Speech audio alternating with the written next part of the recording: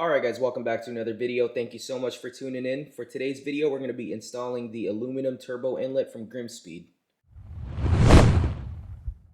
So without any further ado, let's go ahead and do a quick unboxing, and then we're going to be installing it on my 2018 Subaru WRX.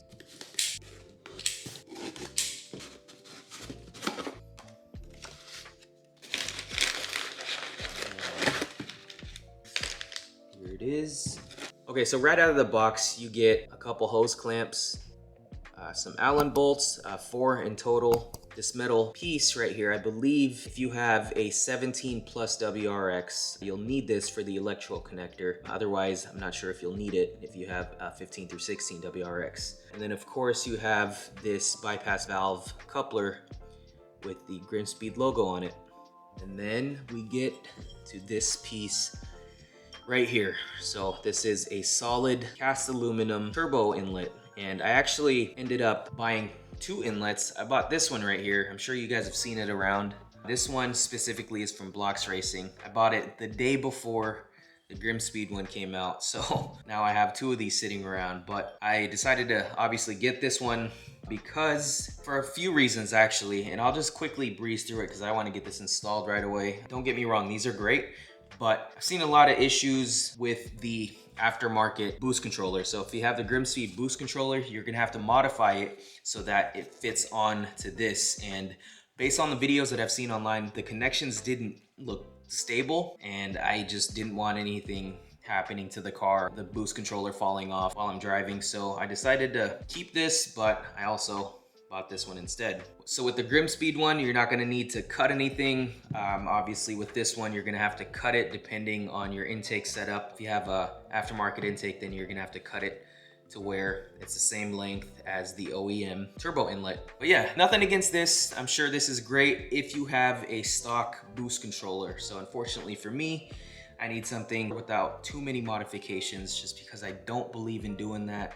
I'm sure it works, but like I said, I don't trust myself enough to relocate it or to secure it on here and hope that it sticks on there. And aside from those reasons I just listed, the main reason I got this is because the OEM turbo inlet is prone to cracking over time. So I didn't want that happening to the car. I'm sure it's fine, but I'd rather get something that won't crack or won't break over time. So this is an amazing product by GrimmSpeed, and I can't wait to get it installed. And I did see another billet turbo inlet on the market. I just didn't want to pay that much for it, to be honest. So this one came in at a great price, at least I thought so. And according to GrimmSpeed, another benefit of this is better airflow, just because it's bored out. There's no twists and turns like the OEM one has. And I'll do a side-by-side comparison once I get it taken out of the car. And yeah, let's just get right to it. So we're gonna be installing this on my 2018 WRX. And again, the 15s and 16s have a different part number than the 17s through 21s. So make sure you get the right one for your car. And as you can see, it's already on the ramps, got the jack stands under there. And I even put the floor jack on the side just because I was extra paranoid today, and I got the wheel chocks in the back. And I'm not gonna go over how to remove your factory skid plate and all the plastic that's under there. There's a bunch of videos online regarding that. So just look around, you'll find a good one. And it's honestly not that hard, but I have the TBW skid plate, which I just removed 4 bolts and it's off of the car. And now we are ready to work. And I'm hoping to just breeze through this. I just want to give you guys the most important points, at least the ones that I've found, since I don't think there's any install videos out on this yet. It's such a new product. Aside from the GrimmSpeed one, obviously they know what they're doing, and I'm gonna try to figure it out here. All right guys, so hopefully you got a good visual on this. This car has the Cobb intake, so we'll have to remove that coupler right here. And then it also has a pair and charge pipe, so it can't be too different from the factory one. So first thing we want to do is to just unbolt all of this and take out the factory turbo inlet, which is right here where my index finger is. So the first thing we're going to do is to remove this coupler right here, and this is an 8mm clamp. So let's get that off. It's been a while since I've been under here. All right, so once that clamp is off, next thing you want to do is to remove these 2 10mm bolts holding in the inlet to the turbo. So there's 2 of them, one on each side. The other one is a little hard to see, but they're right here. And there's actually a couple lines that we'll need to remove, and I got to get this one since it's in the way. I remember zip tying this a long time ago, but we're gonna carefully remove that zip tie. Free up these wires. There we go. Might want to use a flat wrench, just it's a little hard to access that part of it, so there we go.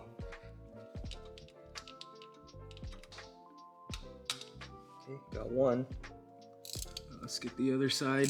Okay, so after you get the two 10mm bolts off, this should move a little easier just because it's not connected to the turbo anymore. But yeah, next up, you want to remove a total of 4 vacuum lines. And I suggest taking a photo of the current layout just so you don't get confused, because you want to make sure you plug in everything where you took it off from. All right, so the first vacuum line that we want to remove is just right here where my index is, not this one. Do not touch this one, or I think a bunch of oil is gonna spill, so just leave that alone. But it's this one right here that's connected to the boost controller solenoid and to the turbo right here, to the face of the turbo.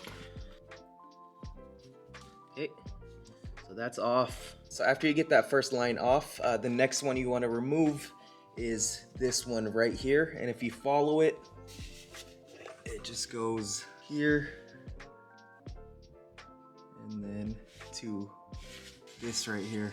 It's a little hard to see this. There you go. So just pull that off. All right guys, so the next line you want to remove is this one right here, and I believe this is called the evaporative system purge solenoid. So I've actually never called it by that, but that's according to GrimmSpeed, so I'll take their word for it. But yeah, go ahead and remove that one right there.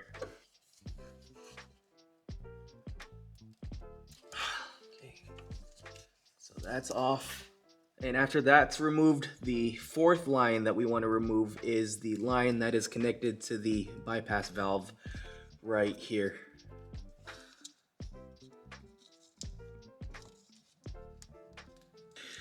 Finally got that one off. Let's go to the next step. So now would be a good time to unplug the electrical connection. All right guys, so the next thing you want to do is to remove this gray and white connector. And this piece is different from these 15 through 16 WRXs. Again, this is an 18 WRX, so it has this right here. But if you have a 15 through 16, you're not gonna have this, which is actually easier. All right, so this connector was a pain to get off. So what I did was push this tab right here, literally as hard as I could until it clicked. And then I pulled up on the white connector right here, and that kind of released it. So after you get that off, you want to remove the gray connector.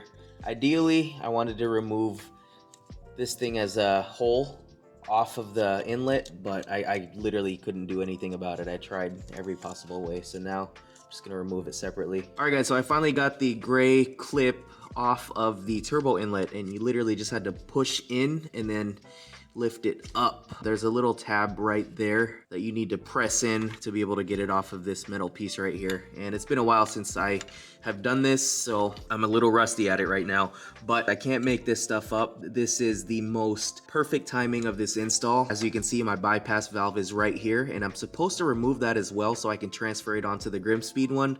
But as I was removing this tab right here, the turbo inlet actually broke. So the connection to the bypass valve to the inlet broke cleanly off of that connection right here. And this is the one that GrimmSpeed was telling us about and how it's prone to cracking. I don't know how much longer this plastic turbo inlet would have lasted, but it's the most perfect timing ever. All right, and so the last step is to remove this bypass valve from the charge pipe connection right here. You'll need an 8mm socket for that. Okay, once that's loosened, you can go ahead and pull on the bypass valve to remove it from the charge pipe coupler. All right, so just a little side-by-side comparison. The benefit of this is it's straight board. There's nothing in there. And this one, if I shine my light on it, you can see all those little pockets that it has in there. And I think that's enough to reduce a little bit of the airflow. So let's move on to the next step. Imagine this was connected on here if it didn't break, but the first thing we want to do is to remove the bypass valve. Okay, after you get that removed, you want to go ahead and remove the solenoid, which is right here. And I got the GrimmSpeed one. Again, if yours is the stock one, it'll look a little differently than this.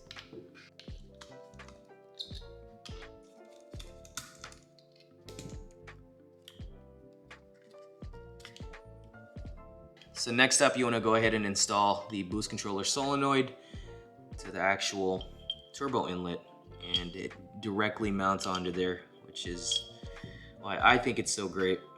And then you want to use the supplied Allen bolts, the longer ones out of the two, just to secure that on there. I believe it's a 3mm. I just want to make sure it's snug on there. There we go. Alright, so the next step is to go ahead and install this included coupler onto the inlet. Just for reference, it's the one opposite side of the boost controller solenoid.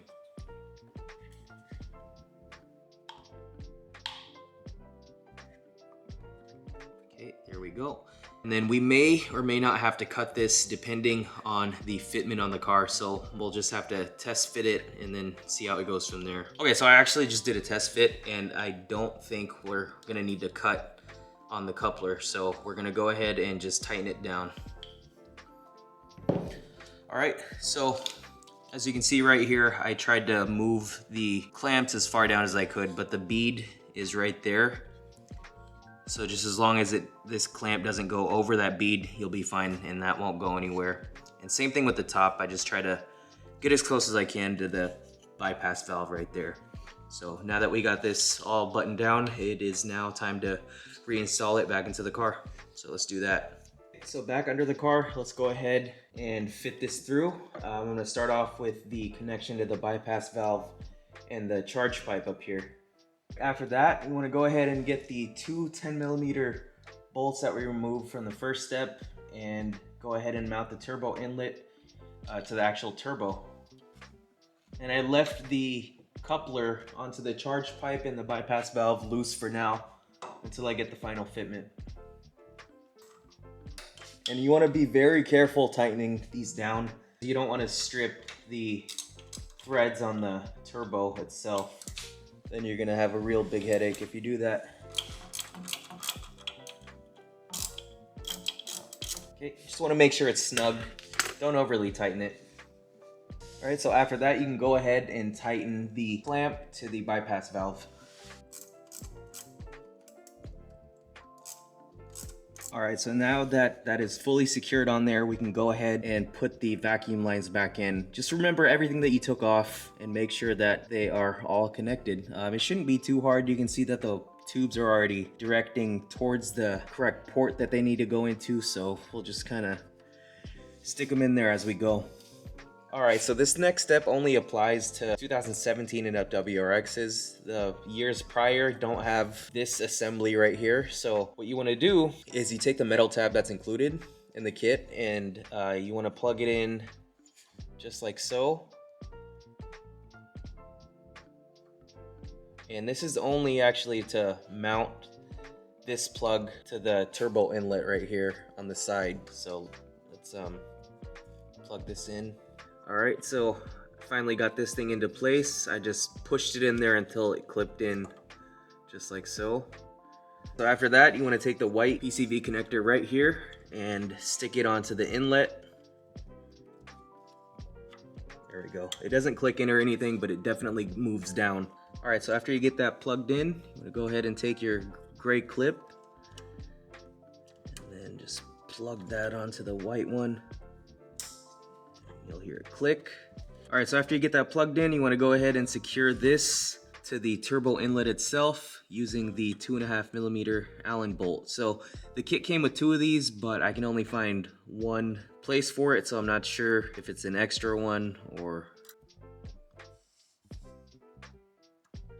All right, so after that's done, you can go ahead and reconnect your intake coupler to the turbo inlet right here. And before you wrap everything up, just make sure that everything is connected, all the tubes, all the wiring harnesses and stuff like that, and especially this connection right here. All right, so I just finished installing this and I double checked all of the connections. I know it probably looks intimidating, but it's really not. The reason why it took me so long is because I had to film and I'm under the car with this camera, and it just really takes longer in general for this if you're trying to record and install a car part. I'm gonna do a recap on exactly what we did in order to avoid any confusion.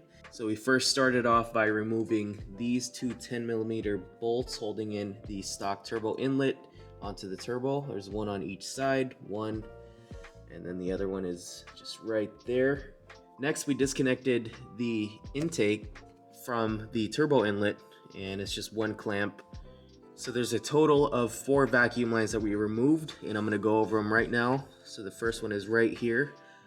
First one to the bypass valve. Second one just below it. This one right here. Third one is right here down to the turbo. And then the fourth one is right there, just above it. And then we also removed this white plug right here with this gray tab. Remove that, unplug the connection to the boost controller solenoid, and then we removed the connection of the bypass valve to the charge pipe. And then after that, we basically just pulled it all out, and then we transferred the electronic boost controller solenoid to the GrimmSpeed turbo inlet right here. And then remember that metal tab that goes right there, plugs into the gray one. It's used just to mount it onto the inlet. Oh, and actually I forgot about the coupler that we used to connect the bypass valve to the turbo inlet. It's just secured by 2 clamps. So another good thing about this turbo inlet from GrimmSpeed is that it eliminated the tab that was on the factory one right here. So basically, if you have an aftermarket intake and you're trying to connect your coupler to the inlet, that tab would get in the way, making it prone to leaking on this part. It wasn't a big deal, but definitely you could see that the coupler was not flush on there just because of this right here. But now it's a solid connection, and everything is good. So I highly suggest that before you install your skid plate, go ahead and start the car, wait for it to warm up, and see if your numbers on the access port are off. The things I'm gonna monitor are the AF correction and then the AF learning, and of course the DAM feedback knock and all that stuff. And I'm gonna actually take it for a drive in a little bit here. But yeah, just my suggestion on that part. I'm gonna go ahead and provide you with my final thoughts. So I don't wanna make this video longer than it has to be, so in a separate video, I will provide you guys with an in-depth review on the GrimmSpeed aluminum turbo inlet. Fitment is great and everything, but I want to make sure that the car runs smoothly. So in that video, I'll probably drive around and monitor the numbers on the access port, and I'll let you guys know if I see anything or I hear anything different, any changes and stuff like that. Like I said, I want to keep this video as short as possible so you guys can get a clear and concise install video. I hope you guys enjoyed this tutorial. If you guys have any questions, let me know in the comments below. I did my best to explain each and every step, but I'm happy to answer any questions that you guys have. If you found the video helpful, please consider subscribing to the channel. I'm gonna go ahead and wrap up the video here. Thank you so much for watching, and as always, I'll see you guys in the next one.